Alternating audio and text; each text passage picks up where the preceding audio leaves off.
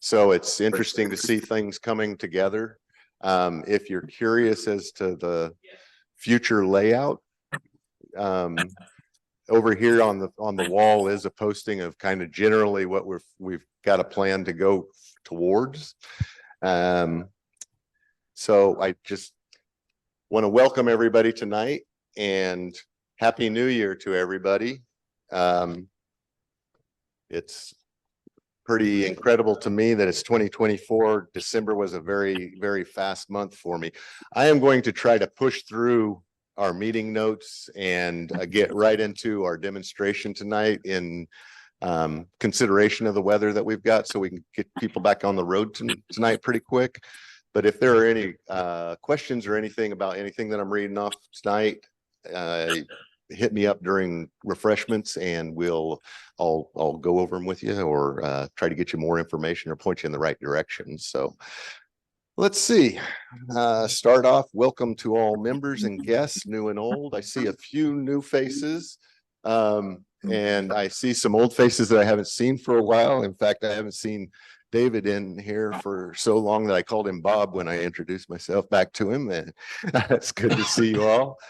Most faces I recognize, so thank you all for coming. And tonight's agenda, we'll go through some announcements, and we'll have a safety minute that will be the same person that's doing our demonstration, which works well to roll right into our demonstration.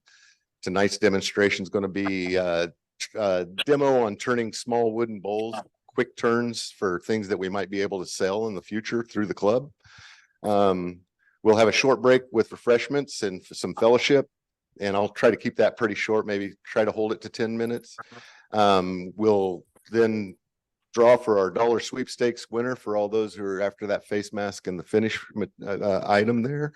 And then we'll go on into our challenge table, which is ornaments that people have brought from our November meeting where we demonstrated turning ornaments. And we'll finish with our show and tell. So let's see. Tonight's demonstration is going to be Phill Sikes turning small wooden bowls. But I do have a few announcements to get through. Let's see. If you have not already done so, please pay your 2024 club membership dues. And thank you to all of those that have paid already. We do have several we have gotten several memberships signed up and dues paid. I wanted to take my opportunity because I wasn't at the holiday party and congratulate the awards winners for 2023, Don Grimes and Jim Lambie. Neither one of them are here tonight, but they received our Legends Award. Oh, Don, congratulations. I'm sorry I wasn't here to present it to you. We also had our Hall of Fame, recipient, Larry Dice, sorry. And then our most improved turner recognized by the board this year was our very own AV guy, Rob Platt. So thank you to all those, and thank you to those who made our Iron Turners list, which are the turners that have pretty consistently kept things on the challenge table all year long. And those would be Sue, Ed, me, Chuck, and Rick. Oh, that was Rick Tucker. And I don't know how or why. Maybe it's because he's a legend, but Anthony should have been on that list too. Okay. I didn't see him on the list on the calendar. He's always on the challenge. So thank you all for that participation. I think that improves our club tremendously when we get good participation in the challenge. Okay, next item, the board sold the Nova lathe. Typically that was the least used lathe and we didn't have any room for it in the new shop layout. So we decided to take the money and run. And so that lathe will be picked up next week. You might have seen, if you happened to be there on our Saturday purge, which unfortunately I was ill and was not there. but sounds like a lot of things got done, and several items have been removed from the shop that have been sold and gotten rid of. So you're going to more clearly be able to see what we have left to kind of fit into this space. And everyone really worked hard to get the wood out of here, good wood. We gave a lot of good wood away, and then when bad wood, we threw away. And the cabinets, we cleaned out the cabinets and put them in tubs. So they really worked hard for several hours. And we really appreciate all the stuff you did for us. yeah, those that showed up on Saturday, I couldn't thank you enough. I think this Saturday we may be looking for some members to help tote some of the cart or bring over some of the totes that have been packed up, get them from that shop over to this shop, stick them in the middle of the floor or wherever we have to for right now. Hopefully get more prepared as we get closer to the end of the month. I'm going to move right into, let's see. Next Saturday, but the weather looks like it's going to be horrendously bad. Okay. So if we don't do it, do it the next week, the next Saturday. We'll push it to the 20th. Yeah. Take stuff off out of here, bring it here, and we'll take stuff off the wall. We'll take the yes shuts off the wall and that stuff. The tool cabinet and things like that that are secured to the walls. We can start taking those down and getting them over here. A little bit. Okay. Yeah, the plan is to be out of the Mercier location by the end of January. We would like some. Oh, okay. I just talked about that, and look for an email from Kevin regarding maybe some movement of minor items from the one shop to this shop. Hopefully next weekend, but if that doesn't work out, we'll push it off a week. Major equipment move date has tentatively been scheduled for Saturday, January 27th. I think we are kind of doing that in conjunction with the guild.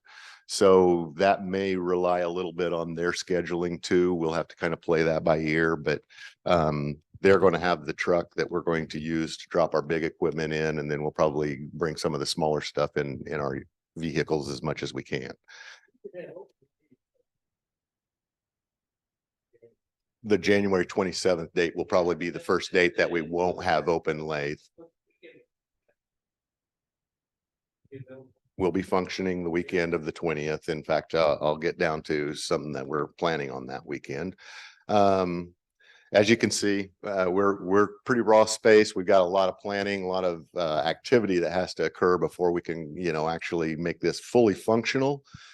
But we're a lot farther than we were 3 weeks ago. And we have a plan. We just got to find out how we can get there and the most efficient and affordable way that we can get there. And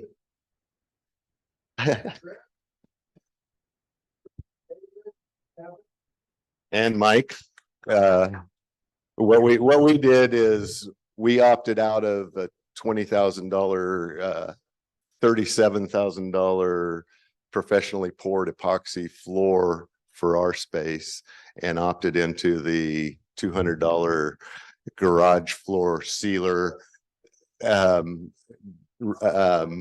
option. And quite honestly, there isn't, other than a little maybe sheen that I can see on their floor, there isn't that much difference. And I think we got a nice clean space to start out with. So hopefully we can keep it that way. Let's see. We are seeking members to help with all activities regarding the move. So I know, Chuck, you were talking to me about electrical, and I think that's an area where we probably need some guidance and any assistance that's possible. But anybody that has any experience or would even like to just lend hands, keep an ear out for the different activities that we've got going on through emails and such, and participate when you can. We really would like it. This space is going to be what we make it, so let's make it as good as we can. We want to paint the wall. Mike thinks it's dingy. I think it's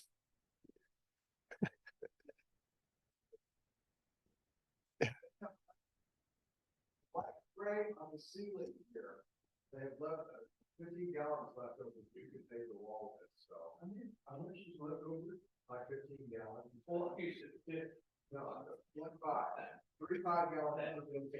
So the guild does have some paint that they're willing to donate to us. We just got to coordinate when we're going to try to come in and paint the walls and figure out whether or not we're going to sheetrock walls or what we're going to do on this side of our wall on this side.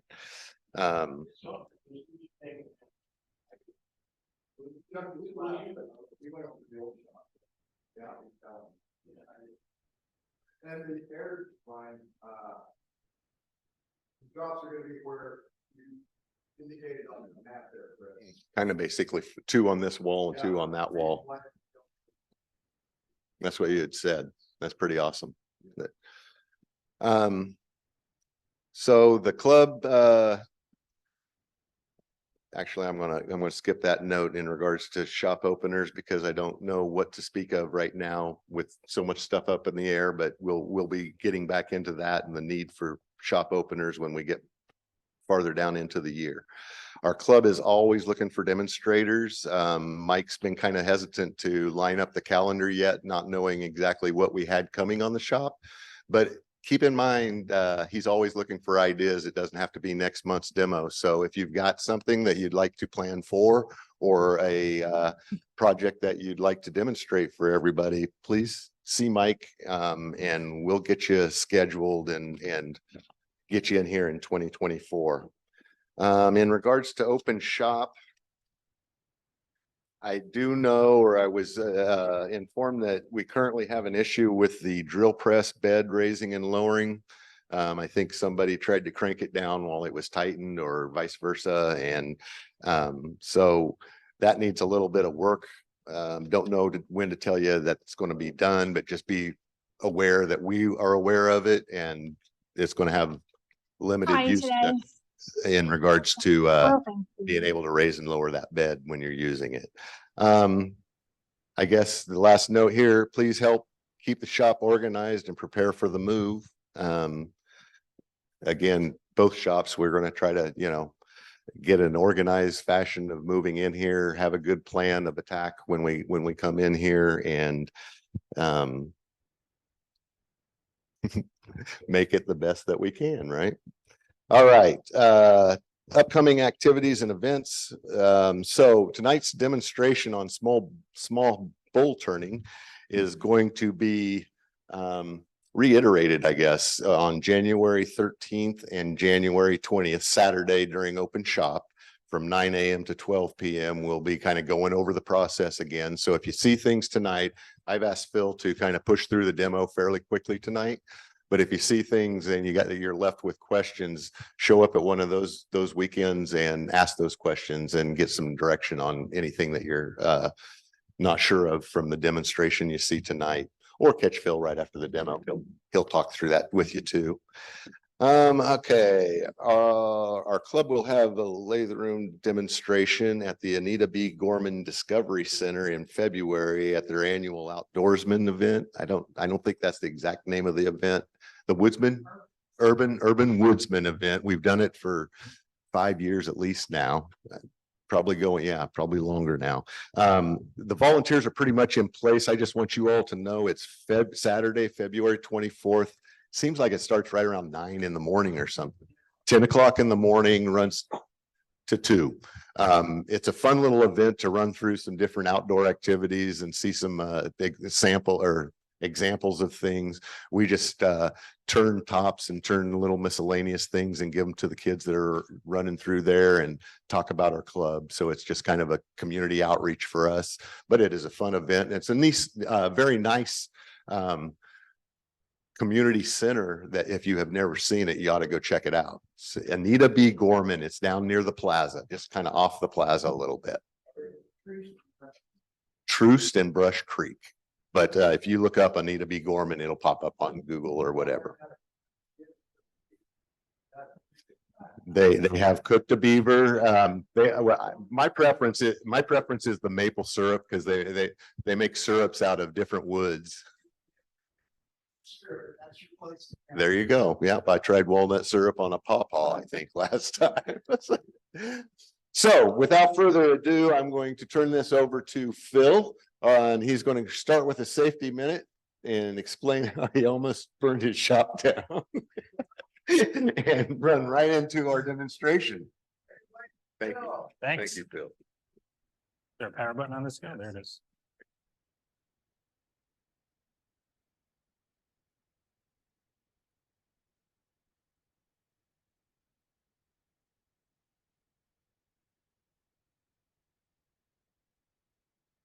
Have an hour of battery. Oh, there we go. I only have 2 bars of battery. So once I'm out of battery, I think that's it, right? With the demo?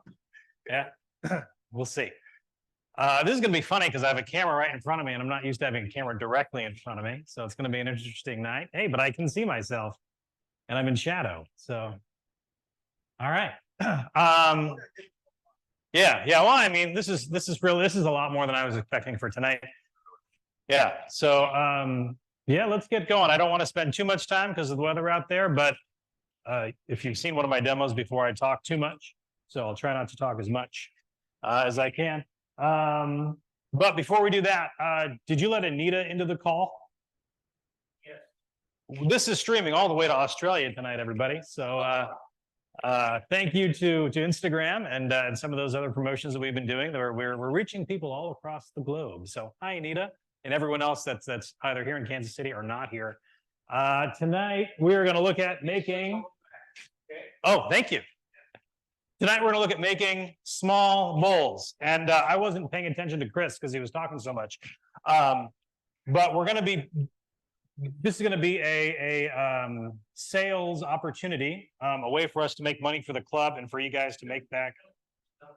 It's a way for our members to make money.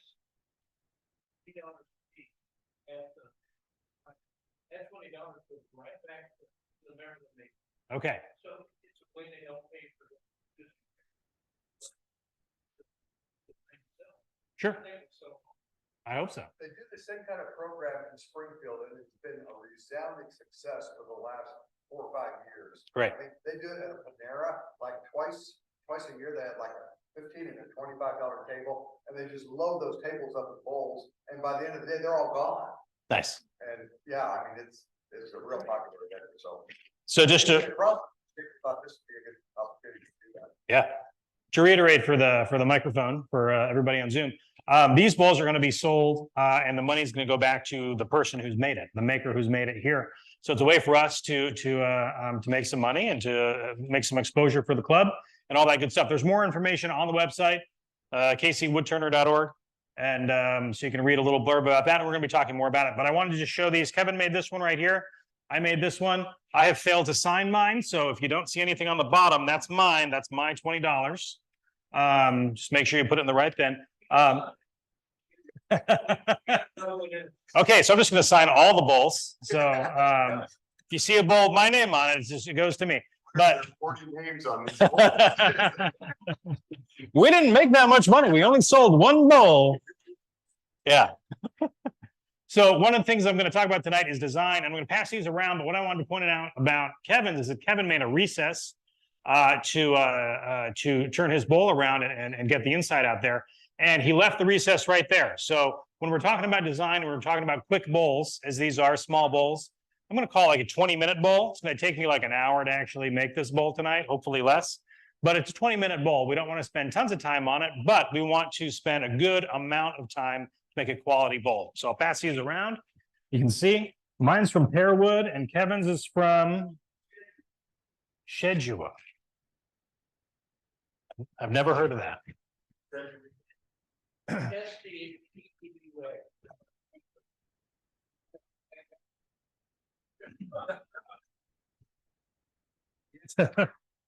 Oh, and before I get into the demo, I got to tell you what I almost did to my shop the other day. How many of you have grinders in your shop or some type of sharpening device? It is powered and on occasion it creates sparks. How many of you regularly clean around your grinder stand and make sure there are no loose shavings around it? A few of you, excellent. So I didn't do that the other day, and I was grinding and I had a bunch of tools I was trying to get ready to go, and I smelled something and I looked down and I saw some sparks, and I've got a little piece of material that I'd come off the lathe the other day, sitting right on my grinder stand, smoldering, and it was attached to a magnet that catches all my shavings that come off my grinder. So I snatched the magnet off the grinder right there, ran it outside, and it was wet with snow on the ground. So I was like, but had I not noticed that, and had I just left and been like, oh, what's that smell? Like I was thinking about doing, I might not have a shop tonight. So please be careful around your grinders, especially with anything that might spark. And as a reminder, please clean up your shavings every so often, or at least push them into that one corner that doesn't have sparks by them at all. This is actually something that I saw occur at the shop the other day. And luckily, like you, I smelled something and then looked over, and the shavings were literally just smoldering down, the ones that had come off of the grinder. It's made me, every time we get in our cleaning mode, go over there and just vacuum those shavings down as much as possible. They can start accumulating because there's magnets that catch them. But it's something to keep an eye on, definitely, because it can, you know. Yeah, or if you have like a gap behind your grinder, that's a great chips to collect and for sparks to fly into. Feedback. Okay, so I don't want to take an hour, but I do want to take a little bit of time. I brought another piece of pear. It's kind of wet. It's been sitting on my shop floor for a little while. And the size on these, we're talking about between 5 to 6 inches in diameter. I don't know what that is in metric, I'm sorry. And then the thickness, anywhere between 1.5 to 2 inches. So I thought, all right, I'll get a 6-inch round block, about 2 inches thick or so to start with. That's a pretty good size to start with. It's small, so that's what we're gonna start with tonight. I already pre-drilled it so that I could mount it on my, my screw right here. So let me go ahead and do that. Now, there's multiple ways to do that. And the way you're not supposed to do that is like this, where you hold it like that and you give it a little push.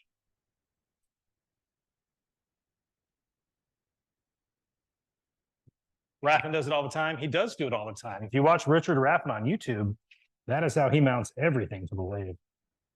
The main thing about that, when you're going to do that, is really all you're doing is giving a little push onto the screw. And this hand needs to just be able to drop away. You're not holding it in any way, because if it's spinning and you're holding that, it's not going to feel good. And as soon as I get it going, like I didn't even get it all the way on there, I went ahead and just pulled it off. There we go. Notice that I didn't have anything in front of the piece when I was doing that. I had my banjo out of the way. I didn't have... This is the smallest tool rest I've used in a long time. I brought mine, but mine doesn't fit. So I'm going to go with this one. We're going to see how it's going to work tonight. First thing we're going to do is just trim up the outside here. Oh, and another safety thing. Even though I've put my block of wood here on a screw, and you can mount it however you want. You can put it on a screw. You can put it on a faceplate. You could put it on a set of jaws if you have a giant set of jaws and just clamp it down, whatever you want to do. But for me, a screw is quick enough to get things on and off. I'm still going to bring up my tailstock and just go ahead and apply a little bit of pressure from here. The main thing is that's going to help with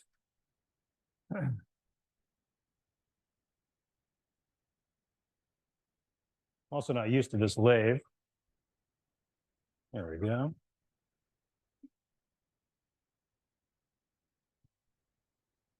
The last time I used one of these Delta lathes was when I made my first pen, and that was a long time ago. And there's something going on with this. We're going to fix that later. But it's all right. Having the tailstock up, even when it's clamped in like this, is just an extra bit of security there, especially when I'm just going to make it round. I've got a line here that I put in with my little calipers right here that's going to mark 6 inches for me, and that's just going to let me know when I'm at my diameter. But it means I got a lot of material to remove before I can get there. I promised myself I was only going to use one bowl gouge tonight. We will see if that is actually going to be true, because how many of you have ever turned a bowl? About half, a little more than half. How many of you have one bowl gouge? One bowl gouge. Chris, you don't have any bowl gouges? You got two?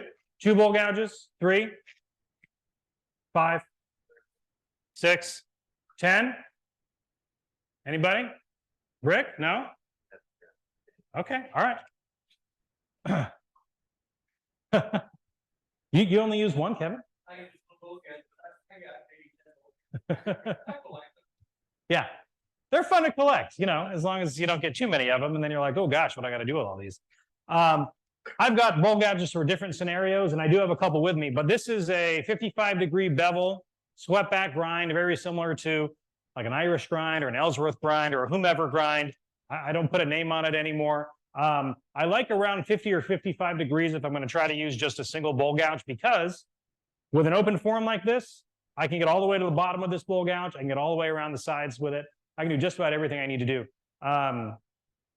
If I was at home and I had, all my tools over here, I might have different gouges with different capacities and things. But we're going to see. This is going to be a challenge for me to see if I can do this with just one bowl gouge. So we're going to bring this up to speed. I don't know what the speed is. I know that right now it's around 600 or so, and I got a little bit of a shake.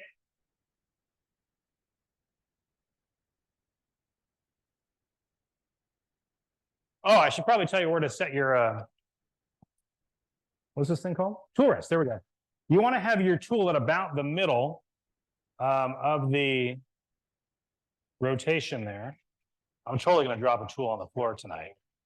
Oh, those would be super handy. But you want to have your tool kind of at the middle to start when it's flat. So you take your tool, put it flat like this, put it on your tool rest, and then look at where your flute is hitting. And it should be kind of right in the middle there. So that means when you tilt your tool up and to the side here, you're now going to be above your midline on your piece of wood right here, but you're not going to be way too high. You're not going to be way too low. And once you've kind of done that, once you've kind of felt where that's at, you're going to know if you need to adjust it up or down. And right now I've got my tool rest probably about a 1/4 inch to 3/4 of an inch away. And I've got it in line with the actual stem of the tool rest right here. That's because that's where the most strength is on the tool rest. If I'm way over here or way over here, the tool rest can actually flex a little bit depending on what the material is made out of. But if I'm right over that tool rest like that, it's going to go ahead and give me the most strength and the least amount of bounce. I'm also going to make sure that my piece spins freely, that I'm not going to hit the tool rest. I'm going to stand to the side, start my lathe back up. This doesn't have an RPM counter, does it? That's all right. We're going to go with what we got here. All I'm going to do right now is kind of do a roughing cut. I just got to count it real fast. So for that roughing cut, what I'm going to do is put my tool on the tool rest. And if my flute is totally facing up like this, this would be fully open. That's a bad position for it to be in. Fully closed would be when I rotate it all the way over. I don't know if there's a better spot here for the camera. So if my flute is fully up like this, we call this open. And I don't want to put that into my piece of wood right here, because that would cause a catch. If I'm fully closed, I'm not going to cut that much either. So I'm going to put it at about 45 degrees. There we go. And then I'm going to lower my handle down a little bit here. So I'm not flat. It's kind of hard to see. There we go. I'm not flat, but I'm down here probably at about, what is that, a 30-degree angle or so. One thing you can do is put just like a little black line there down the middle of your flute. And you want to make sure you don't see the black line when you're turning. If you see the black line, it's better if you use red, because if you see red, then you know you're in a bad spot. So put a red line, take a red Sharpie and put it down your flute right there, and then roll your tool over so you don't see red anymore. That's a great way to know kind of where your flute should be. Okay, I'm talking too much, aren't I? Okay, so all I'm going to do is just do a kind of a rough and cut across here. I'm going to anchor. I'm going to find the bevel here. I want to know where my tool is going to be. I'm going to start to cut.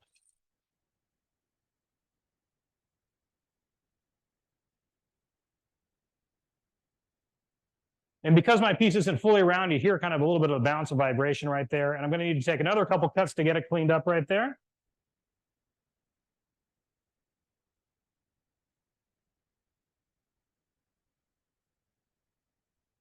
And I don't have 2 horsepower behind this guy right now. What is this, 1 and like 3/4 of a horse? Maybe 1, maybe half. We're going to get this round and then we're going to turn the speed up, and that'll help a little bit.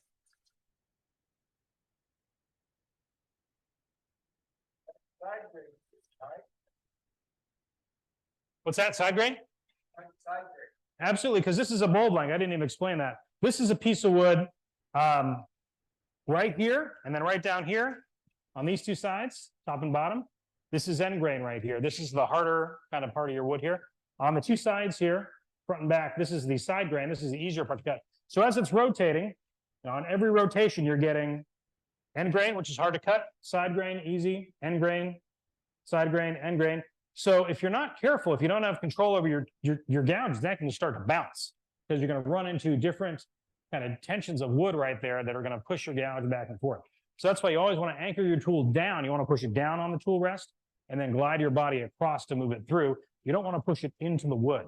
So I'm not going to push my gouge into the wood. I'm going to push my gouge down and I'm just going to move my body side to side. And that's going to help me move the tool smoothly through the wood without pushing against that tension right there. Okay, I'm almost around. One more cut here.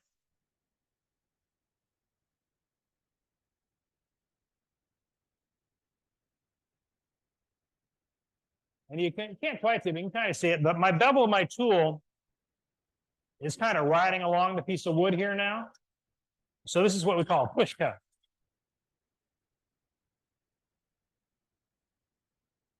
I think I need to take one more cut though after this. I don't think I got it quite round.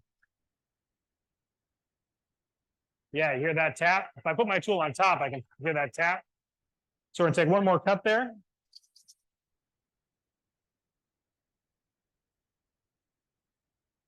Glad I didn't bring my big bowl gouges because that would just be a waste.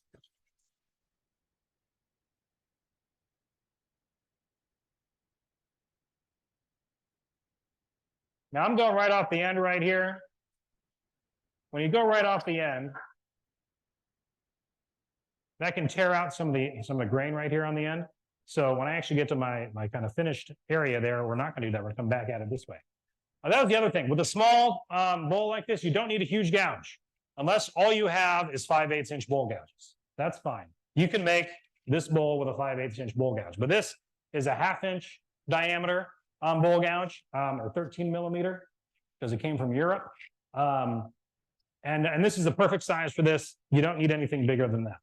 You can go smaller, but that would be a little tougher, but this is a good size gouge. All right, now that I got it round, where did I put my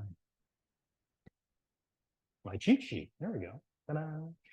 Now that I've got it round, I'm going to go ahead and start to just level off my faces on both sides here, and then I'm going to mark my tenon so I can find a way to get it chucked up. And then I'm going to start creating the outside of the piece. Now, to do that, I am going to bring the speed up here just a little bit.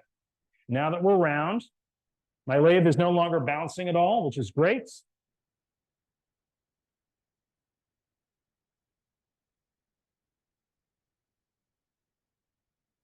And that higher speed there is going to allow me to get a little bit of a better cut right off the tool.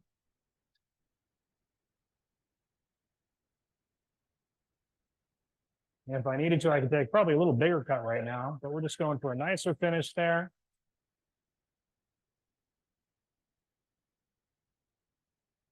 Now what I'm going to do, I want to just get a little flat on this edge right here. When you, there we go. When you try to flatten off this little section right here, you actually want to close your flute all the way so it's in a scraping mode. You don't want to have the tool down. You want to have it level. And you're not going to, all we're doing is we're going to scrape this side right here. And I'm going to show that on this side here in a minute too. We'll get a better angle. But for here, my flute's pretty much closed right here. And I'm just going to push gently into it. And all I'm doing is taking off maybe 1/8 of an inch or 1/4 of an inch at most right there. It's a small cut and it just gives me a nice little flat so I know where my actual thickness is going to be. So if I wanted to get my ruler out and actually see, am I at 2 inches or 1.5? I'm at 2 inches. There we go. We can do that. The next thing I'm going to do, and if anybody has questions or anything, feel free to holler it out. I had a lot of coffee this morning, so I'm just kind of going. But I'm going to go ahead. I'm going to level out this space, and then I'm going to go ahead and put a tenon on the bottom.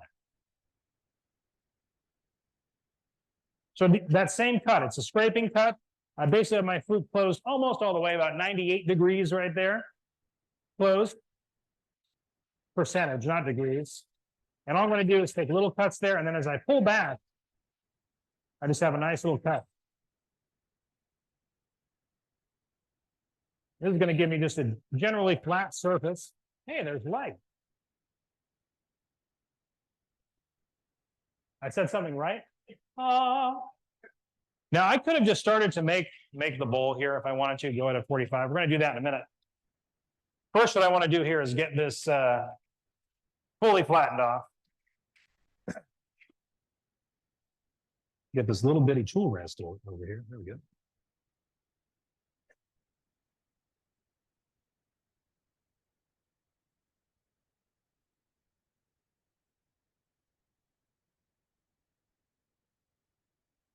All right. Now I already pre-measured the size of my tenon, which I think is around 2 inches or so. Most standard jaws that come with most chucks, it's 2 inches or 50 millimeters. This one happens to be slightly smaller than that. And I like to have my jaws closed almost all the way. So I'm gonna do that. What I'm gonna do here is I'm gonna take my calipers here and I'm gonna touch this lower edge to the piece right here. Not both tips at once, but just the bottom one right here. And I'm gonna rake that angle down so that it's at a scraping angle. I don't want it up, otherwise it's just gonna throw it up like this. And all I wanna do is just kind of touch it right there. And I wanna see, when I put this back up, okay, I need to go a little bit smaller here. And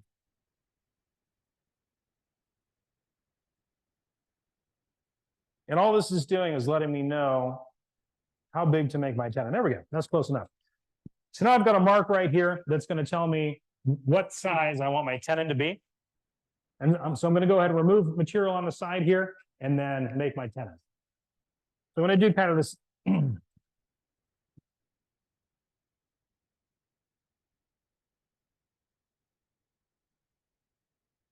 let's just go and just get some of this material out of the way.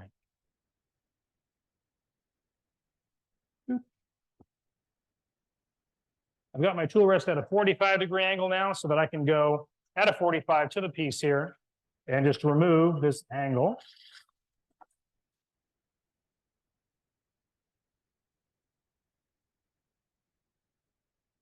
And I got to take smaller cuts with this leg. That's all right. Well, you hear that little bit of vibration that I'm getting? I don't get that when my tool rest or when my tailstock is up. So let's go ahead and bring the tailstock back up here. But before we do that, let's make our tenon.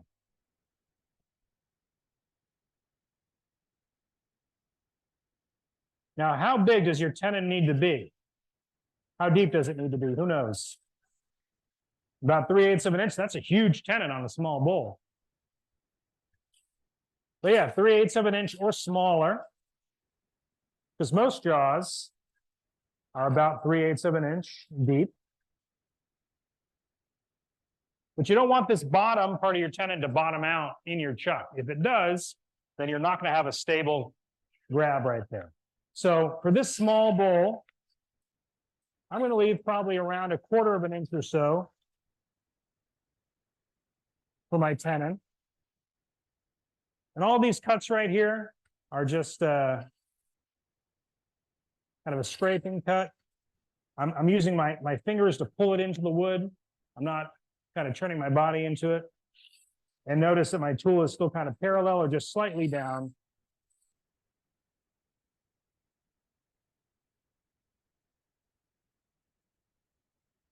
Okay. Now, depending on the jaws that you have for your chuck, mine are dovetail jaws, which means they're angled in.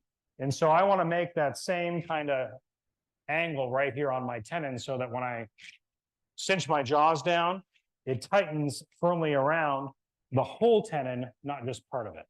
The other thing I want to do when I take this off my chuck, you'll see I have flat jaws. And I want to make sure that this little rim right here is riding on those flat jaws and that this is either dead parallel or slightly concave. Yes. So that it rides on the top and has a good contact with the top of the jaws there. I wish I had a whiteboard. I'd be able to explain it better. Yeah, Decide whether you want to attend these. that's a great question. Sure, yeah. I'm not sure what the credit's going to be, but it's extra. I pretty much always make a tenant. That's my personal preference. I pretty much always make a tenant.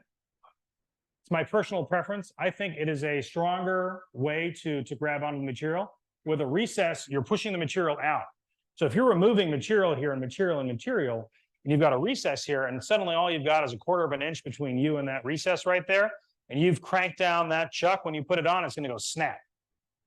Because most of the time I work with green wood, I usually have a lot of extra kind of wood on the back right there that I don't really need. So a tenon works really well. And that's why it's good to know you can have a small tenon and still, as long as it's perfectly formed, have a very strong connection. You don't need a giant tenon. In fact, in a lot of cases, a giant tenon gets in the way of itself. So that's a great question.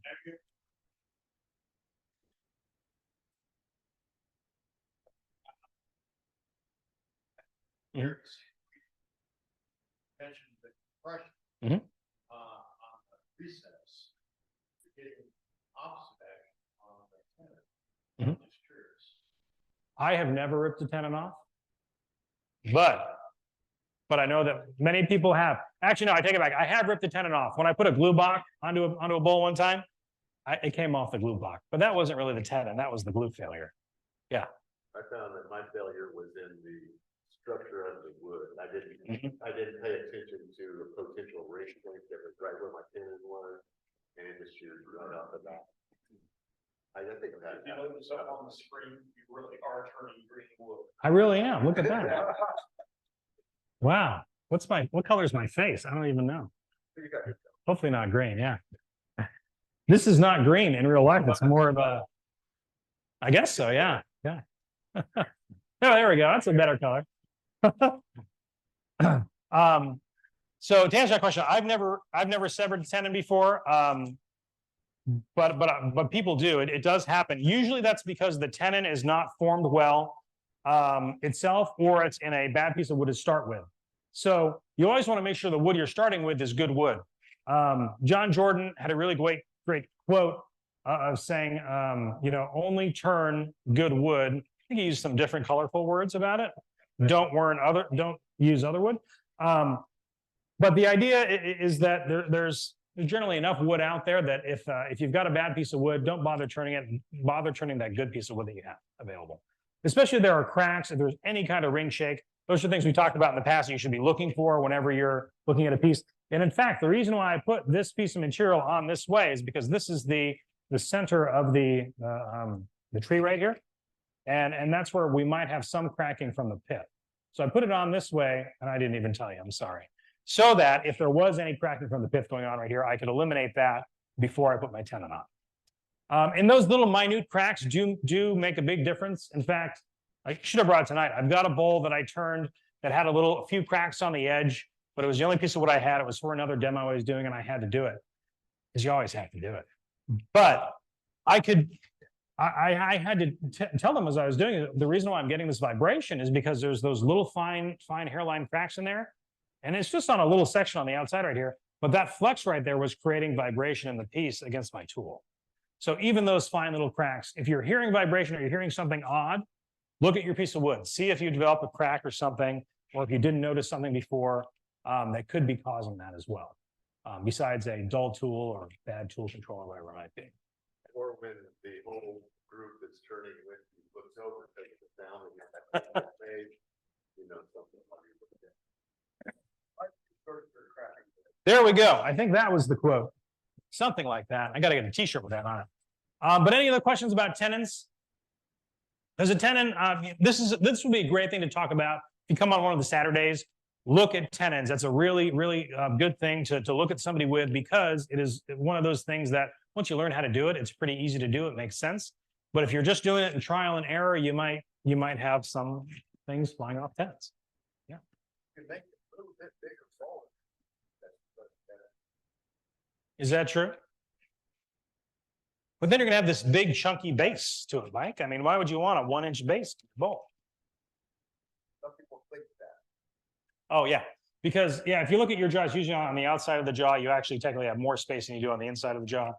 But anyway, I like a tenon as opposed to a recess. It's worked for me. I do a recess on occasion, but not very often. Okay, so speaking about this tenon, so I need to make my concave cut right here so that I get my 77 degrees that my Vic Mark Chuck jaws are, and so that I get a nice, perfect grab right there. The other thing I want to make sure I do is have a nice flat surface right here, so that it sits right against my jaws. And this is really where the stability comes from. It's not actually from grabbing the tenon. The stability comes from this surface right here. The shoulder. Thank you. The shoulder sitting on your chuck jaws is what provides the actual stability.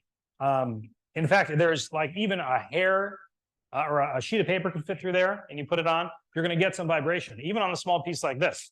I had it happen to me in a workshop, and I was like, why is this vibrating? And I look at it, and I can see teeny tiny bit of daylight through there. I had to go back and remake my tenon so that it didn't do that.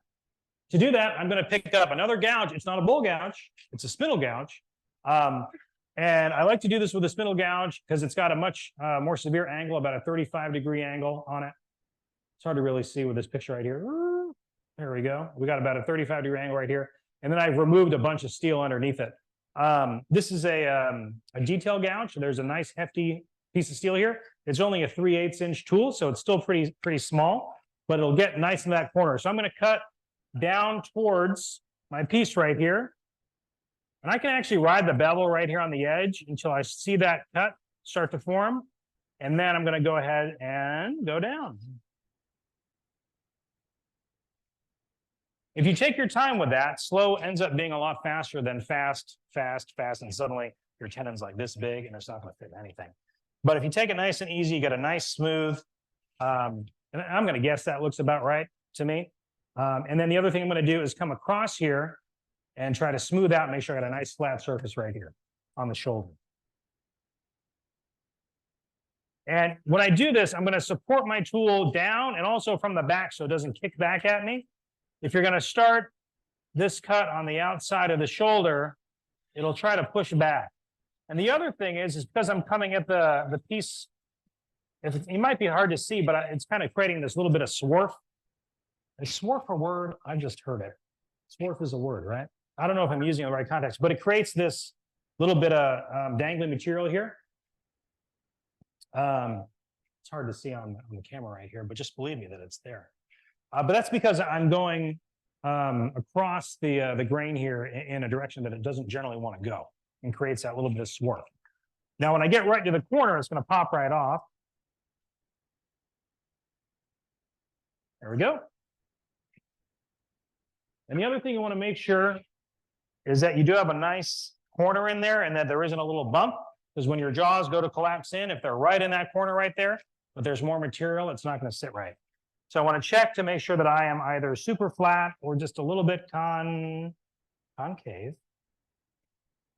That looks good. I want to make sure I got that nice tight corner. This is actually where I've seen tenons come off, not me personally, but someone who goes in that corner too far, and that actually weakens the tenon right there and creates a direct path for it to come right off. So you don't want to go into the corner, but you want to have it nice in the corner. I'm also going to take off a little bit of material with my bull gouge here for my shoulder. My shoulder doesn't need to be big. It just needs to be contacting all the way around. So my shoulder is probably about 1/4 of an inch or so right here, and I've just got this little bit of relief. And when I flip it around, I'll try to get a good shot of the tenon sitting against the jaws right there. But we got to keep going. Okay. Now I'm going to shape my bowl. I'm going to bring my tailstop up, and I'm going to put my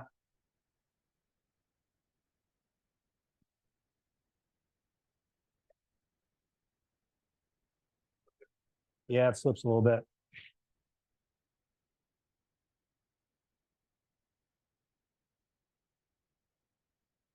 Probably just needs to be tight.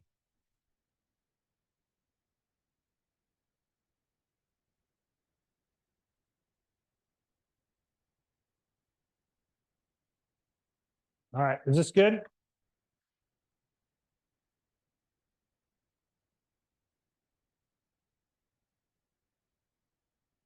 Okay, that's good enough. I'd like it to go all the way in though, if I could. Yeah, we need an Allen. There we go. This is not what's supposed to happen. It's your done.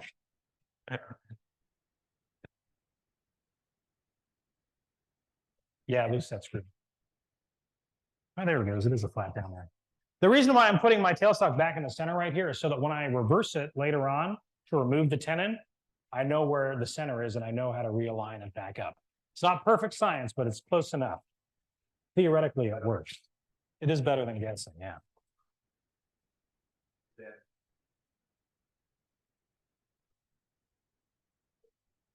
Absolutely.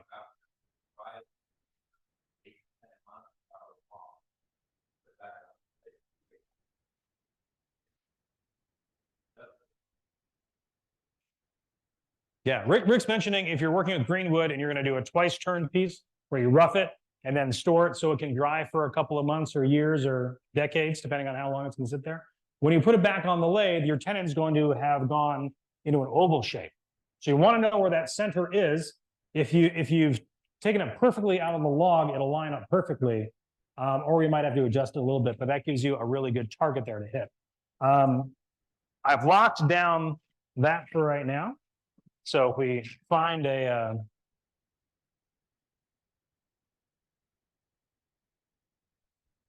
Allen wrench, great. If not, we'll be okay. This is enough. This will be good enough for me for tonight.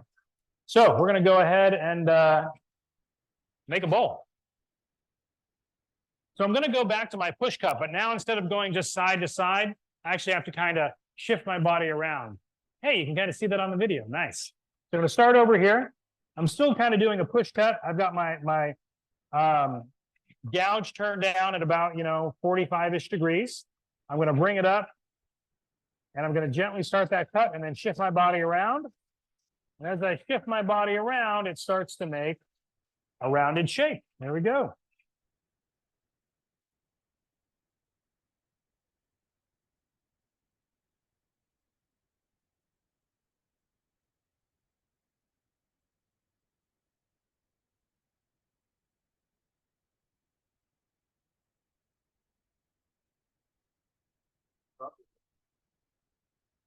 Now, as I remove some material there, I need to move my tail or my tool rest in there. And with my tailstock up, I don't have a ton of access right here. So I'm just going to use a, not a push cut, but more of a pull cut in here to remove a little bit more material. I'm not getting a nice clean cut, but I am getting a nice shape initially formed. And then I can come back to my push cut over here. Continue on around my surface.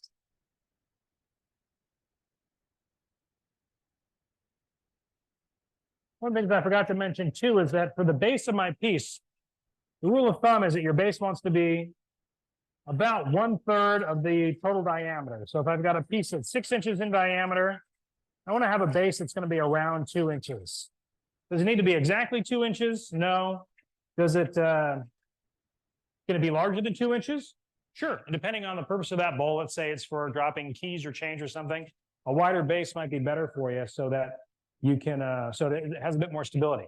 When you go under that 1/3, depending on your bowl shape, it might get a little bit out of balance. So if you have like a 1-inch, base right here on a 6-inch bowl, and I were to go drop my keys in there, the bowl is going to rock around. Now, if you make a fully rounded bottom, it's always going to rock around, which you can do too. But in this case, we want to have some kind of stability. The shape here, this is a pretty kind of basic shape. I always like to say no dog bowls. You guys know what a dog bowl is? Yeah. Now, if you like making dog bowls, that's fine. Go for it. But if you want to start kind of looking at some other shapes, I would encourage you to try some other shapes, especially with these small bowls. This is perfect for trying something different that you've never done before. So luckily, my tenon right here is a little under 2 inches, and this shoulder is right around 2 inches. So I know that my base is going to be right around here. Now, I'm going to go ahead and remove my tailstock. All the way.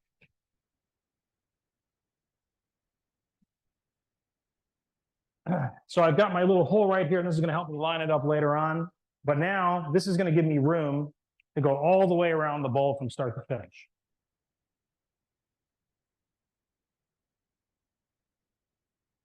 Well, maybe not with this short little tool rest, but we can try.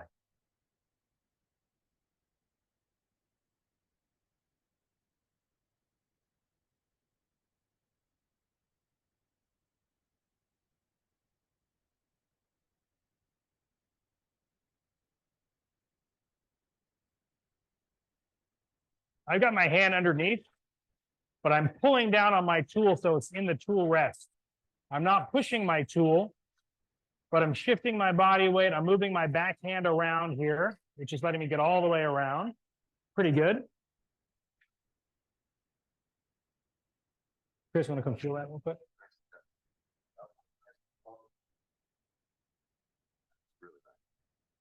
Right here, you're a little bumpy. Okay. That's a pretty good finish right off the tool, right? So if you can practice just that one cut, you can start with a 12-inch bowl, take it down to 4 inches, that's fine. Once you get that cut, you will save a lot of money on sandpaper. Who spends a lot of money on sandpaper? Okay. Oh. Now I didn't get quite all the way around right here, so I'm going to move this around and try to blend that cut in a little bit.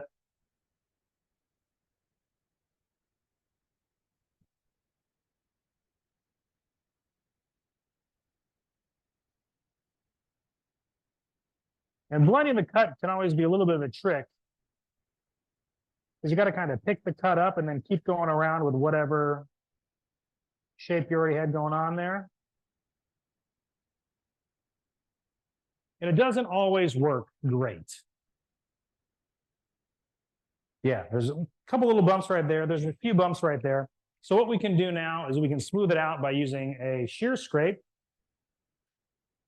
So a shear scrape is when you use the wing of your tool. So far, I've only been using the nose of my tool. Pretty much just this little section right here. Now I'm going to use the full wing of my tool, and I'm going to put it in a scraping mode right there. And I'm going to use the wing to take just teeny tiny little bits of material off right here.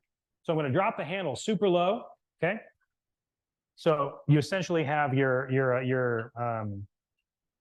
flute pretty much closed, but not touching. You don't want it touching on the top right there. So you want it open just a touch. And it's that bottom edge that we're going to use. And all I'm going to do is kind of gently rock side to side. And let that edge smooth out that bump that I've got right there. Now the finish on that is not what I would prefer it to be. So I can go back and I can do another quick cut on it. But it would allow me to start sanding at a much better grit than if I just left it with those little bumps and ridges right there too. I'm going to go off the end of the piece there. I don't want to come back. I can switch my hands over here and use the other side too. Now, I've stopped using a bowl gouge to shear scrape. Who mentioned Richard Raffin earlier? Richard Raffin really loves scrapers, and he loves putting his scrapers on edge. So I'm going to do that over here for you. What's that? He is very good with a scraper. He is the master of the scraper, I think. Instead of having my scraper flat and slightly tilted down like you're supposed to, I'm actually going to put it up on edge and use the bottom section of the scraper right here. And it's got a little bit of a burr on it, and that's all we need. And that's going to go ahead and just help me make those nice little wispy shavings. Lyle Jameson would say the angel something or other. And all I'm doing is taking off just little teeny tiny bits. And then just right up here. There we go. There we go. Teeny tiny little shavings right there. Angel hair. That's the one. Angel hair. Yeah, it is good for Kim. Okay. Now I'm pretty happy with the shape. It's not a crazy shape. This would be the point where I could put some kind of detail on it. for time's sake, I'm not going to do that. They only gave me one power outlet, so I can't really power sand. But let's put, oh, you know what? I got this drill. There we go. Glad I brought my other drill.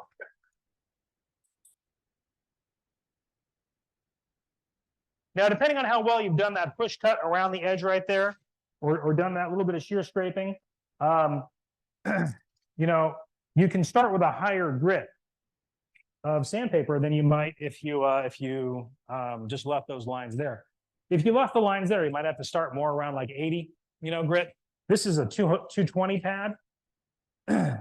And honestly, it's going to ruin the surface a little bit. I'm going to turn my speed down. This is going to be about 600. There we go.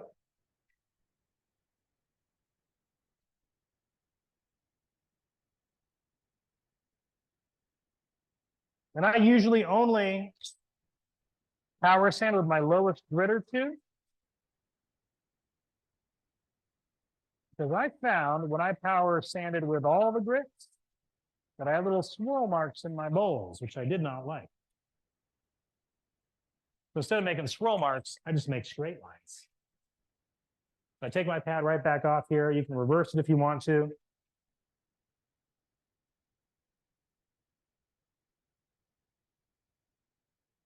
And if I've done a good job with that push cut right there, I don't have to sand that much. That was 320 actually, so that worked out all right. And I'm going to leave it. When I put finish on, it's going to disappear, but there's actually a teeny tiny little bit of tear out right there. That's from the scraping cut, not from the push cut. So if you want to know the difference between the push cut and a scraping cut, is that a scraping cut will actually tear out your grain, and a push cut, oh. All right, that's 400. And usually I just say stop at 400, but I have a 600 right here, so why not? And then I love this. This is called Merlon. This is an abrasive pad. It's 1500 grit. Hey, I got a little. And this is what I like to polish pieces with before I put finish on, or even after I put finish on as well. And the finish we're going to use on this tonight is just a little bit of oil and wax. It's walnut oil, and then a little bit of beeswax, and a little touch of lemon, just so it smells nice. It is, yeah, probably good for your hands, maybe good for your mustache, beard, I don't know, maybe. And since my intention with this bowl is a utility bowl, so that's why I'm going to use an oil and wax finish on it. If it was just going to be a decorative bowl, I would just use oil. I would just use walnut oil or tongue oil. Those are my two primary oils that I use, or a linseed oil. The reason why I only use those three is because those are your three polymerizing oils that will actually harden, whereas most other oils, such as mineral oil, will just stay oil. It will never actually harden and provide a protective finish. Linseed oil, tongue oil, and those are probably two of the oldest wood finishes out there. Sometimes tongue oil is called China oil. And then walnut oil. And that's what a lot of woodturners use. It was made, I think, pretty famous by one other woodturner. What's his name? Mahoney, Mike Mahoney. And yeah, I'm going to leave it so you can see it, but I don't like where that was scraped. I should have gone back and done a little more with my bowl gouge there. So I'm just going to apply it there. I'm going to go ahead and buff it with my rag right here, and I'm going to safely dispose of this rag later tonight in water and a plastic bag so that it does not spontaneously combust. You guys remember when we talked about spontaneous combustion in the workshop? We don't want that to happen tonight, right? Okay. And I used a dry piece. It's really bugged me, actually. So now I've already pre-finished the outside here. I've got a coat of oil on it. I'm going to take it off, and now we're going to do the inside. And hopefully, it'll unscrew.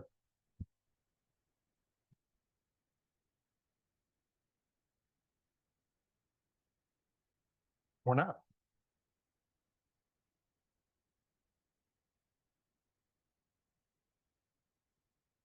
Well, I brought my wrench. So sometimes when you use a screw chuck like this, if you don't make your hole big enough, your screw gets stuck. So always carry a wrench. Oh, it's really good in there too. There we go.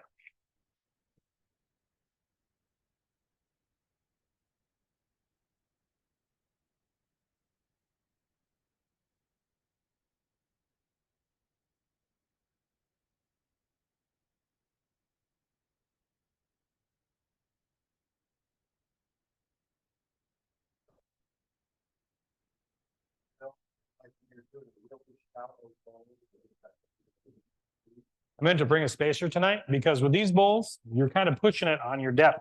I've got a little over an inch hole in this guy right now. And I hope that I'm not going to go through the bottom. I'm not going to go through the bottom. That wouldn't be fun to do. But I could go through the bottom if my hole went too deep. If I just, and I had this, I had a gentleman send me a couple pieces of wood that he had actually already pre-drilled. And he drilled 3 inches into a 4-inch blank.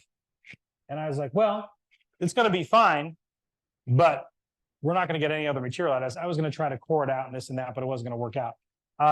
So be careful with how far you screw in. Only drill in as far as you need to. And then the spacer that Mike is talking about would be like, let's say this is a lot thinner and a little bit smaller, and it's got a big old hole in the middle of it that I could mount or just put between my piece and my chuck. That's going to make it so that I can use a smaller hole, say a 1/2-inch hole, in which case I definitely want to have my tail stocked up. I'm going to do that there. And that will let me turn thinner pieces. Yeah. I had one, I was going to bring it. The one thing I like to do when I put my pieces back in the jaw, or when I put them in the jaw for the first time, I haven't put it in yet, is I like to line up my grain. So if I look at this piece of this wood right here, you can hopefully, no, of course not. So there's the growth rings that are going, let's see, this way, up and down. I want to line that up and down with my handle as I tighten it here. We were talking about compression a little bit earlier. Oh, this tenon's way too big. This is a terrible tenon. But we were talking about compression earlier. And if you line it up properly, when you compress those fibers in a tenon right here, it's going to compress them equally. If this was not lined up vertical like this and it was off center like that, because your fibers are now off center, they're going to compress at a different rate too, and it'll twist. Okay. Now, I say this is a bad tenon because the actual tenon on it is too big. I think I got distracted because I was talking too much. But the good thing is that my shoulder is sitting perfectly on my chuck. Can we zoom in on this at all? And if we look at this right here, the shoulder is actually not sitting over the edge of the jaw, but it's actually on top of the jaw. And that's what we want. So when we tighten that shelf or that shoulder that's there will always be on top flat against the jaw, even if when we tighten it, the jaw shrinks in a little bit. I don't have a good example of it, but if it was larger than that and I tried to squeeze the jaw, it would actually leave a gap between the jaw and the shoulder there. You also don't need to crank these on too hard, especially something that's small. You want a good tenon, you want it securely on there. But if you crank it on there, that's when your pressure is going to force that thing out of alignment too. So I'm going to turn my speed back down. There we go. When I turn this on, it's pretty close. It's not dead true, but it's close enough for what we're doing right now. There's always a little bit of play in your spindle to your chuck. I got an adapter here too. So that's pretty good. But sometimes, especially with greenwood, you might find that by the time you turn it around, your piece is already starting to work. And there's a little bit of movement from it there too. So just be conscious of that Because if you were trying to do a thin bowl and it was a little bit out of alignment, you might be an 1/8 of an inch over here, but you might be going through the sidewall on this side over here. So this is the fun part. If your table was over here, I would have hit you, Rob.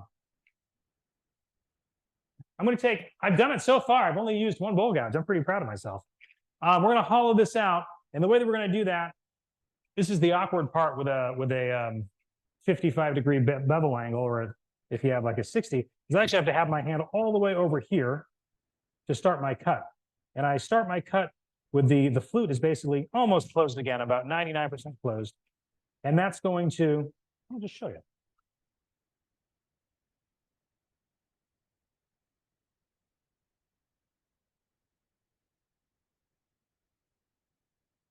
All right, we're right at about 1,400 RPM right now.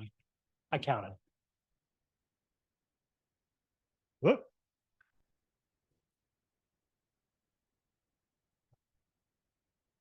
All right, I can't take big cuts here. That's all right.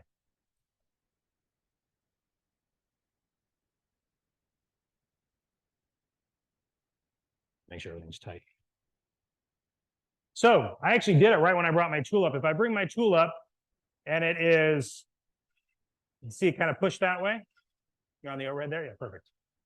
If I have my tool open, it's going to skate back. If I have my tool closed, it's going to skate this way. Isn't that fun? So I want to have my tool basically closed, slightly open, and I post my hand here so that when I enter the cut, it doesn't skate back on me. And now I've got that little ridge. And once I got that started there, then I can open my flute up to 45 degrees. Now it's at 45 degrees. And I can continue my cut towards the middle of the bowl. We're just going up to 1,600.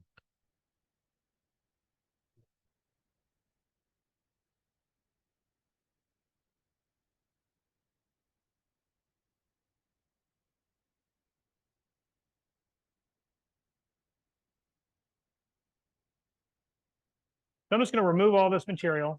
I start my cut, then I open it, and I'm still rubbing. This is actually a push cut because it's still rubbing the bevel on the inside here around that edge.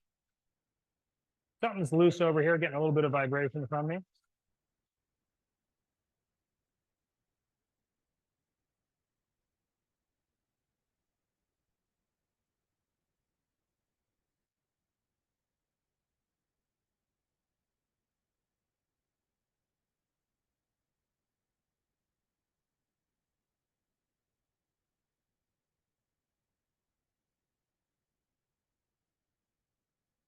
My lathe at home is a little bigger than this. So I can usually take a little bigger cut, but we're doing it. We're almost there.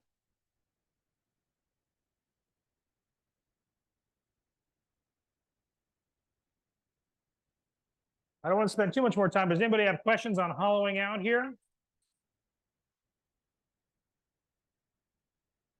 All I'm doing is I'm starting the cut.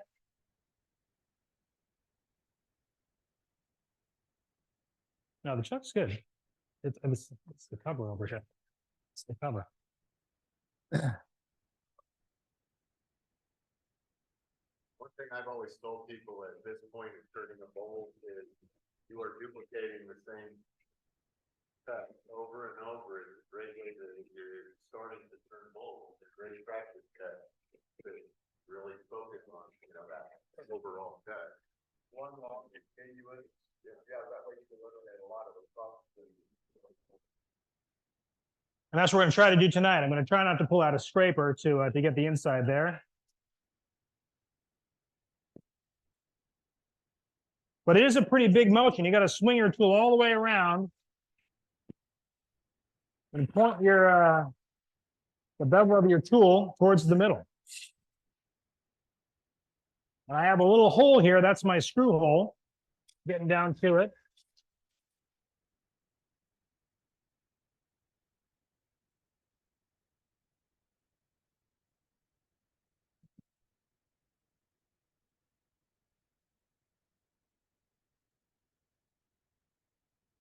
Now I'm leaving some material here in the middle. so I get my wall to the thickness that I want. But if I remove too much of the bottom here too soon, it's going to be very flimsy and there's going to be a lot of vibration and movement. So I want to focus in right here and just take off this kind of inch right here first.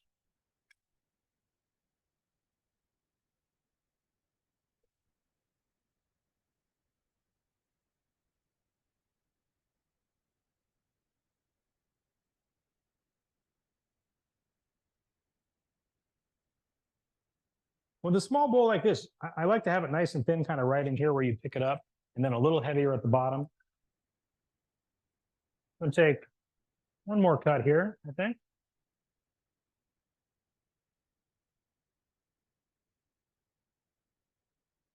And slow is fast. Slow is going to get you around that corner much faster than if you just power on through. Now, before I go all the way thin, I do want to do something with my rim. Back my tool rest out. And I'm just going to bring it in. I'm going to start by rubbing the bevel on the actual rim right here, and then doing a downward cut.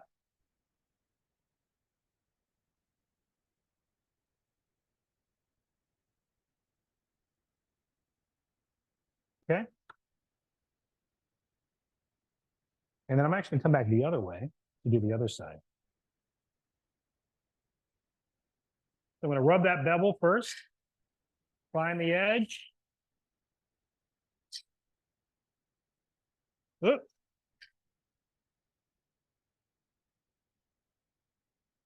There we go. Now, does anyone have any idea why I come back this way, come back around this way? I didn't mention it at the beginning, but I want to make sure I'm always going downhill. This is downhill. The grain direction allows me to go downhill. This is downhill. But if I were to come this way, I'd be going in an adverse direction that I want to be going. So that's why I come down. Supported fibers, there we go. It creates supported fibers coming this way so that it doesn't tear out. Now, it's not too bad. It's a little sharp on the edge right now. So I can, again, put my bowl gouge into a scraping position there and use that wing just to gently touch that off. I don't want to pull that in too tight because that would just tear a lot of stuff out. But that little bit is going to be good there. And then that's good enough that I can use a little bit of sandpaper and just smooth that out to where I want it to be. Or I could again just do a gentle scrape right around there. And now I can start with a higher grit of sandpaper. There we go. So I'm going to guess this is probably a little over 1/4 of an inch right there. I'm going to start bringing my tool rest in nice and close. And this is basically going to be pretty close to my final cut. So I want to take it nice and slow. If I had a sharpener here, I would sharpen my tool right before I make this cut. Because once I do it, I'm not going to go back. Pressure down on the tool rest. And just slowly bring it around.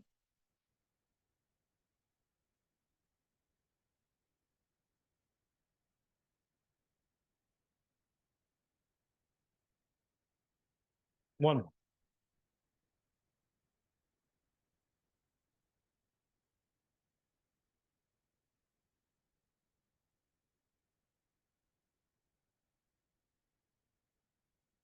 Now there are some ridges in there. So I'm going to put my fingers on the back side of the bowl right here and lend a little bit of support as I come in with my gouge. There's just a little bit of vibration. As we get thin, there's a little bit of vibration there. That's going to help steady it. And my thumb is pushing down on the tool.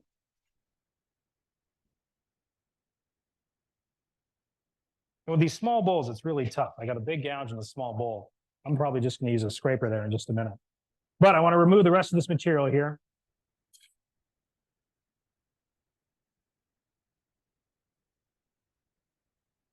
No noise then, right? So one of the things you want to remember is that you want to go towards the headstock when you can. When I'm going across like this, that's when I'm getting that vibration going on. But when I go towards the headstock, that means the pressure is going this way. I'm not getting any bounce or less bounce.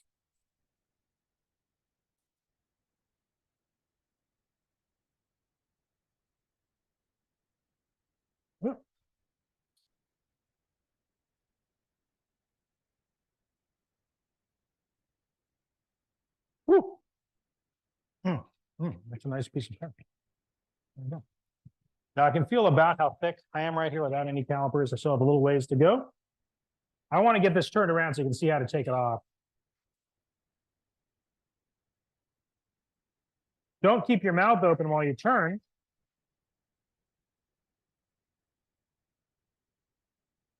Unless you need more fiber in your diet. Getting there? Probably also goes without saying, but don't talk while you're turning. So I'm picking up this cut back here.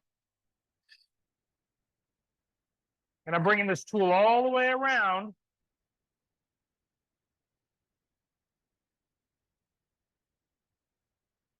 And notice how much the tool handle has to come all the way around. You got to get it all the way around, because when you get towards the middle, it needs to be pointing, your bevel needs to be pointed at the middle. So I need to get the tool all the way over here to actually get to the middle of the piece.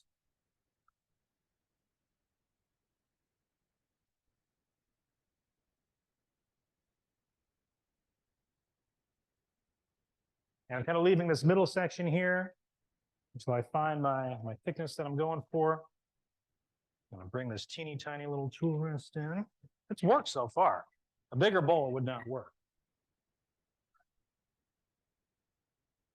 So when I start out here, I'm actually rubbing the bevel until I find my cut. And I'm making a pretty small cut to start out with until I get more towards the middle where I know I need to remove more material. Okay? Now I could sand that out, or I can pull out another scraper. This scraper, it has a bit of a French curve on it.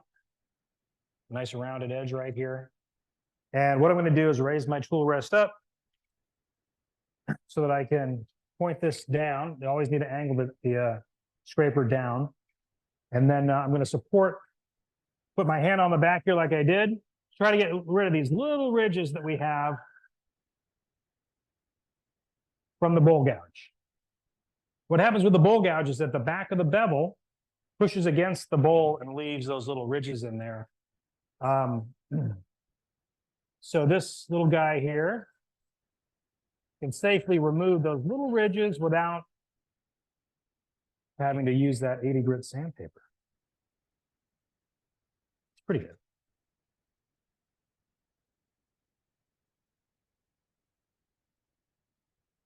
Now for larger bowls, you might need a much larger, sturdier one, but for this 3/8 inch scraper works really well. Not too big, not too small. And you've got to feel where that bump is. You can't actually see it. You got to feel it. You put your hand in there and rub it across. You don't want to rub it across slow. You want to rub it across kind of quickly so that you don't miss it. If you kind of go too slow when you're feeling inside there, then you're going to miss where the ridge is. So you got to feel kind of where that is. That's feeling pretty good now. Okay, we just got to take out the middle here. I got to lower my tool rest back down after I've done my scraping, because I want my tool to end up right here in the middle.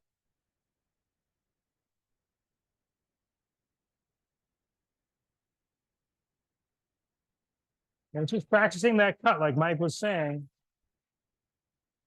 and getting that tool handle way back here. And when you get to the middle, you want to slow down. The middle is the slowest part of your turning. The outside of your bowl is moving much faster than the middle. The middle is only moving whatever your RPM is. So if my RPMs are at 1200 or 1400, that's how fast the middle is moving. But on the outside, let's guess it's the same RPM, but the speed is actually higher on the outside. kind of like if you go from putting, big tires on your pickup truck when you start out with the little ones.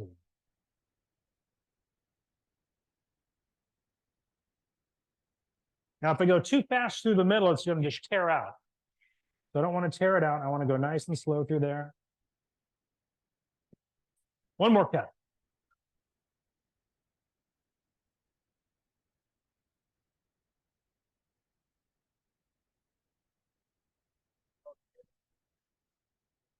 Feel things you can't see.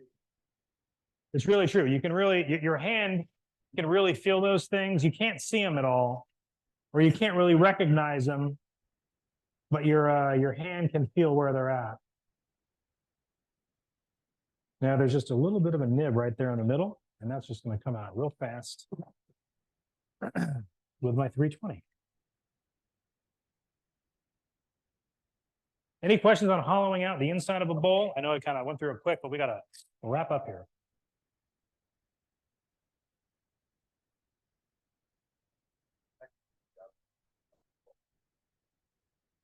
Okay, fine. Bring this down. You always want your sandpaper to be spinning in the opposite rotation.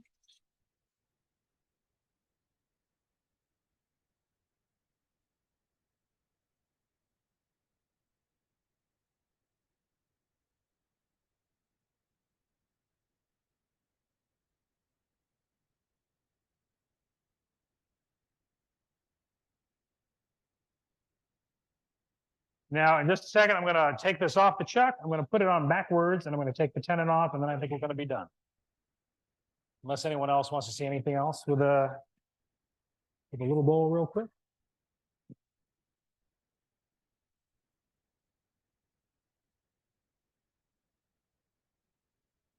And my mic hasn't run out yet, so I guess we got to finish up.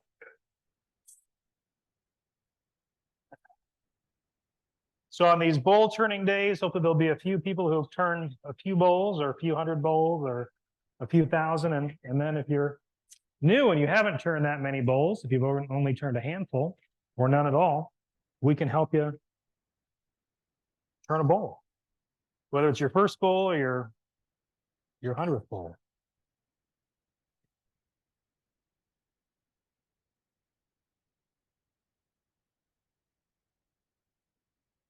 If you practice these cuts, when you get to the sanding part, it's very quick.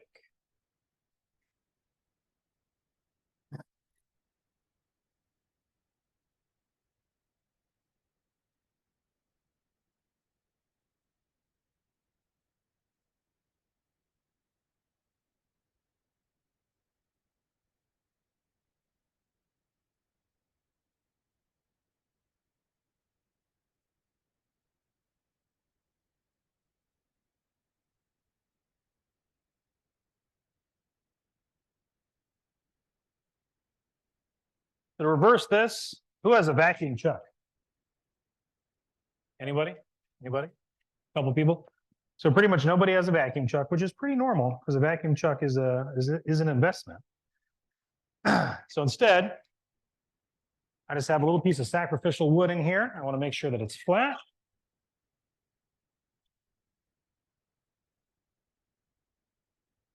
Doesn't need to be pretty, this needs to be useful.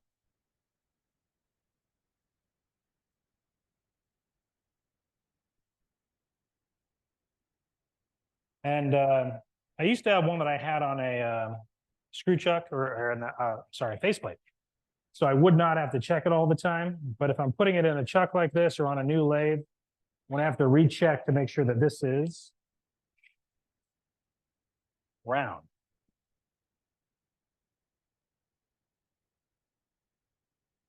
All I'm doing is using a little scrape here. It doesn't need to be pretty. And now I need to bring up my tailstock. Hope it's going to work for me.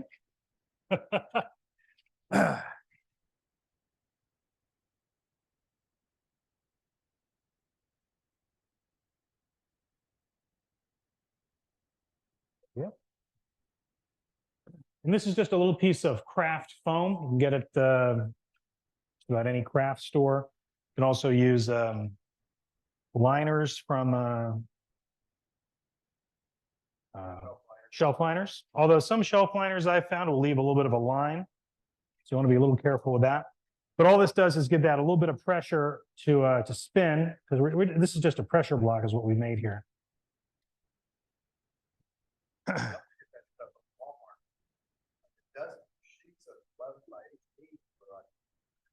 Pretty cheap, right? Okay. Let's start this out slow to make sure that's going to be okay.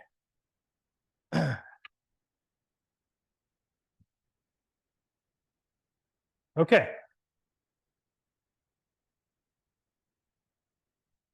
We didn't find a wrench, did we?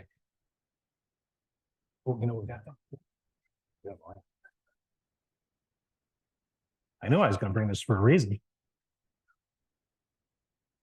There we go. All right. I'm bringing this to every demo I do from now on. So you want to make sure that your tailstock is now applying good pressure here, because it's what's holding your piece on. Oop. You don't want to push too hard and get your wrench stuck. But you want it to be snug.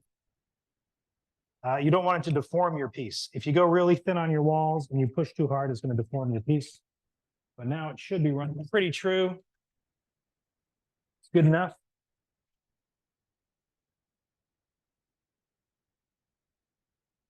I'm going to use my bowl gouge. I've done it. I've only used one bowl gouge tonight. I'm pretty proud of myself. I'm going to remove most of this tenon with this. And I'm pushing in towards the headstock here, and it makes this nice little shaving. And then when I get in here, I'm going to just do a little pull to scrape. Okay?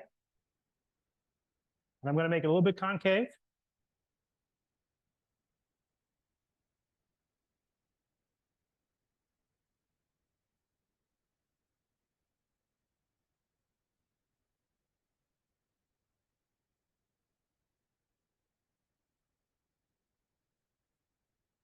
Always check how thick the bottom of your piece is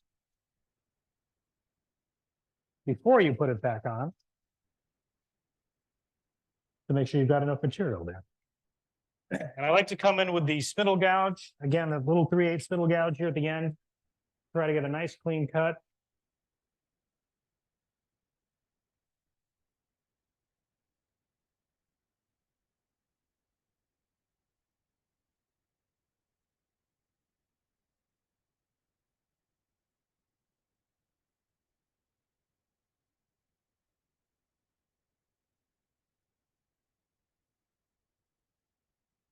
I'll bring my RPMs down. I'm going to start to remove. I'm not going to go all the way through here. I don't want a bowl flying off the lathe at anybody.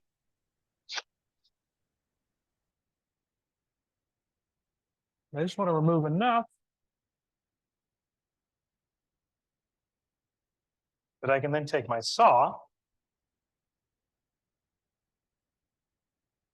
remove a little bit of tension on my tailstock here.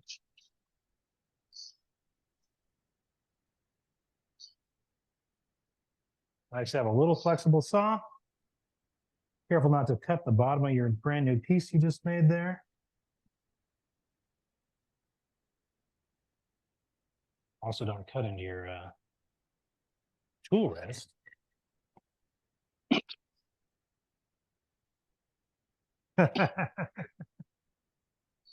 And then you need to keep loosening your tailstock just a little bit so that it doesn't pinch your saw.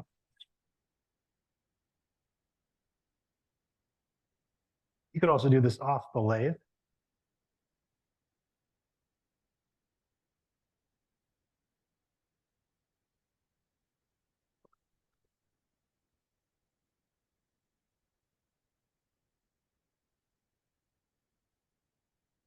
And crank that out. There we go. It's nice and loose.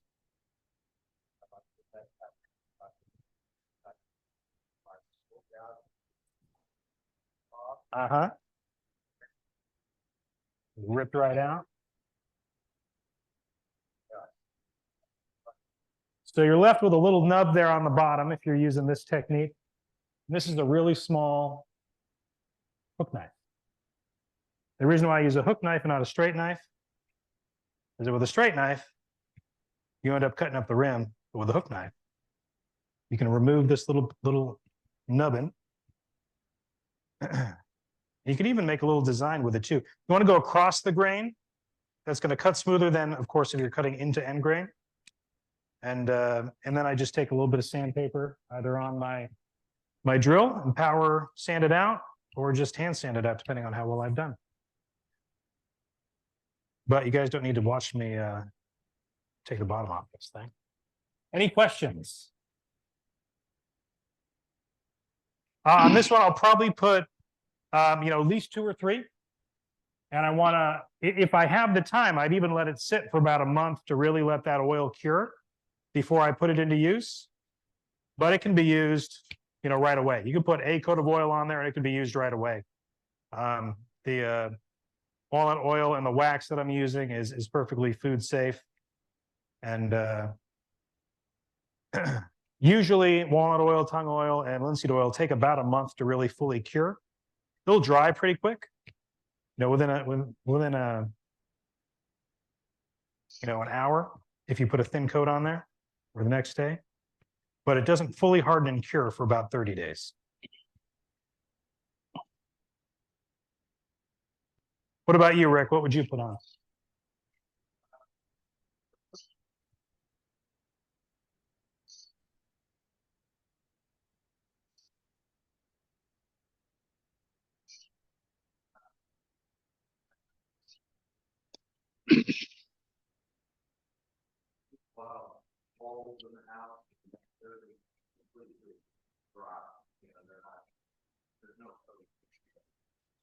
I found that, yeah, the walnut oil is very thin and it takes a long time to really build up like a,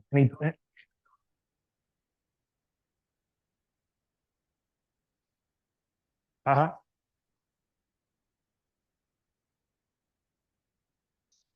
Mm-hmm.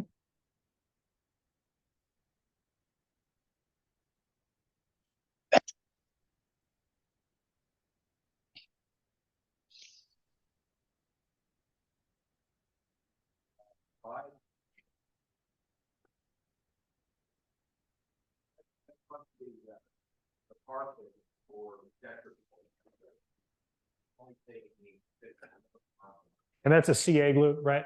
The Parfix. Yeah. For decorative stuff, I've been using tongue oil for a lot of that. And once you got a really cures in there, that tongue oil is really nice.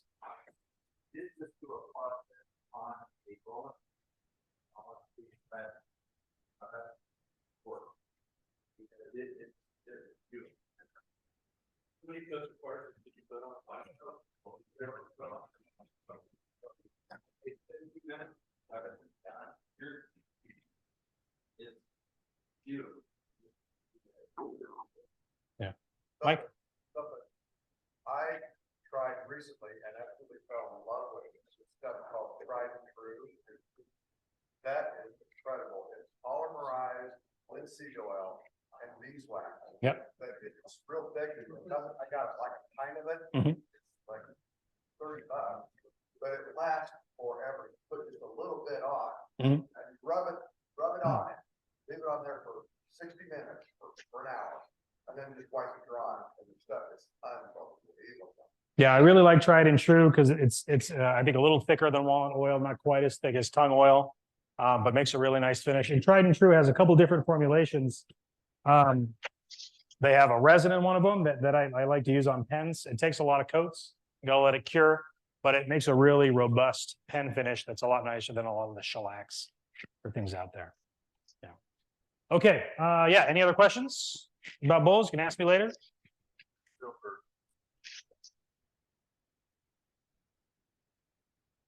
Questions, ask him tonight or catch us on the 13th or the 20th at the clubhouse. Ask all the questions you want. If you're a new turner and show up there and you've never turned bowl at all, we'll find somebody to help you get through that process. At least get that first time first time is really where you kind of learn the process. And then it's just repetition over and over and muscle memory type thing. So. We're still about 13, 20. So We're gonna be at the clubhouse. right. How to do it.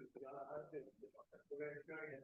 Microphone. So to repeat what Kevin's saying is our plan here in an effort to give us some opportunities to maybe bring in some monies for our members through some sales at the First Friday's events, which is in the Crossroads District, which is right here, basically. We are going to reiterate the process and probably have different ways of turning bowls demonstrated at the open shop, and would love to see some new turners in there grabbing a chunk and going through the process and getting the thrill of the first time you've turned a bowl, because that's really an exciting thing. The first time you make that final last nice smooth cut all the way through the inside of your bowl, or even the outside shape and that you're happy with. Wonderful thing.